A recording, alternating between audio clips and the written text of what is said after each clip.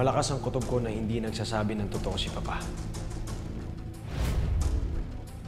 Kailangan kong malaman ng totoo kung may kapatid nga ako o wala. Lalabas ako sa lintig na bahay na to.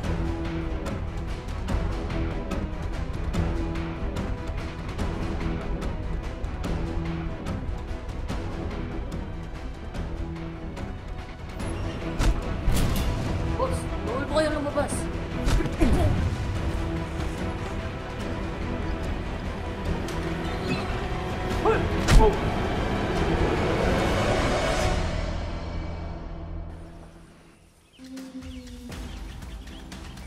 Ito ang mga impormasyon na nakuha ko, ate. Elias Guerrero ang pangalan niya. Siya ang lalaking nakaligtas sa Palangga Massacre. Nitong nakaraan may pulis na naglabas ng expose na ang Golden Scorpion ang nagpapatay sa pamilya ni Elias. Puro sugat na umuwi si Elias sa Palangga noong araw pagkatapos yung magharap ni Black Rider.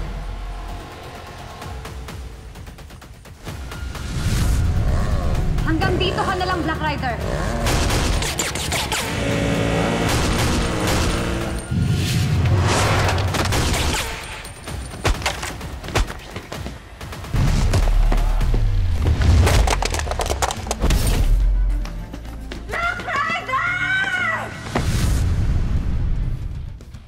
Elias Guerrero pala yung pangalan ng kalaban ko.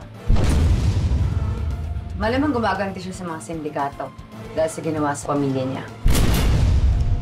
Anong plano mo ngayon, ate? Papaalam na ba natin kay Senyor? Hindi. Hindi na muna. Gagamitin nating alas to para mabawi ko ang anak ko.